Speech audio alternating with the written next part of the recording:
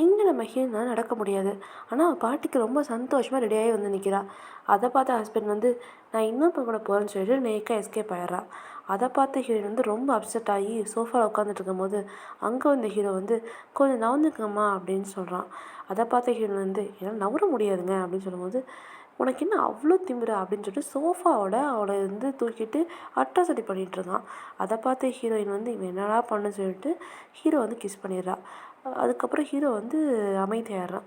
இப்போ எதுக்கு இந்த மாதிரி பண்ண அப்படின்னு ஹீரோ கேட்கும்போது உன்னை அமைதிப்படுத்த தான் பண்ணேன், நீ பாட்டுக்கு ஏதேதோ பண்ணிகிட்ருக்க அப்படின்னு சொல்லும்போது ஓகே ஓகே உனக்கு என்ன பிடிச்சிருக்கு தானே, ஓகே எனக்கு வந்து கிளாத்ஸ் வந்து செலக்ட் பண்ணி கொடு அப்படின்னு சொல்லிட்டு அவன் பாட்டுக்கு வந்து இது பண்ணிகிட்ருக்கான். இதை பார்த்த ஹீரோயின் என்னடா இது பெரிய தொல்லையாக போச்சுன்னு சொல்லி ஓகே நான் எடுத்து கொடுக்குறேன் அப்படின்னு சொல்லும்போது ஒவ்வொரு துணியாக போட்டு வந்து காட்டுறான். அதுக்கப்புறம் ஹீரோ பண்ணுறது வந்து போக போக ஹீரோயினுக்கு பிடிக்க ஆரம்பிச்சிருச்சு.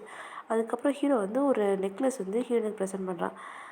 அந்த ஹீரோயின் சொல்கிறா இந்த யாராவது வந்து துணிக்கடையில் வந்து நெக்லஸ் போட்டுட்ருப்பாங்களா அப்படின்னு சொல்லும்போது ஆமாம் போட்டிருக்க மாட்டாங்களா, அப்போ நம்ம ரெஸ்டாரண்ட் போகலாமா அப்படின்னு சொல்லிட்டு ஹீரோயினை தூக்கிக்கிட்டே வந்து ரெஸ்டாரண்ட் கூட்டிகிட்டு போகிறான். அங்கே வந்து அவனோட எக்ஸ் ஹஸ்பண்ட் வந்து நிற்கிறான். இந்த மாதிரி உனக்கு என்ன இங்கே வேலை அப்படின்னு ஹீரோயின்ட்ட பேசிகிட்டு இருக்கும்போது ஹீரோ வந்து எதுக்கு தேவையில்லாமல் தலையிடுறீங்க அப்படின்னு சொல்லி அவனை வேட்டையடிச்சிடுறான். அதுக்கப்புறம் ஹீரோயின் சொல்கிறா அவன் சொன்னது உனக்கு கேட்டுச்சா, எனக்கு வந்து என்னால் நடக்க முடியாது, எனக்கு ஒரு குறை இருக்குது அப்படின்னு சொல்லும்போது ஹீரோ வந்து அதை ஒரு பொருட்டாகவே எடுத்துக்கல. அவன் வந்து உன்னோட லவ்வை தான் பார்க்குறேன், இதெல்லாம் உனக்கு தேவையில்லை அப்படின்னு சொன்னோன்னே ஹீரோயினுக்கு ரொம்ப பிடிச்சி போயிடுது. அப்புறம் ஹீரோயினும் ஹீரோ சேர்ந்து டான்ஸ் ஆடுறாங்க. அதோட கதை முடிஞ்சிச்சு. உங்களுக்கு இந்த கதை பிடிச்சிருந்தா லைக் பண்ணுங்கள், ஷேர் பண்ணுங்கள், மறக்காமல் கிவி டாக் சப்ஸ்கிரைப் பண்ணுங்கள் ஃபார் மோர் வீடியோஸ். தேங்க்யூ.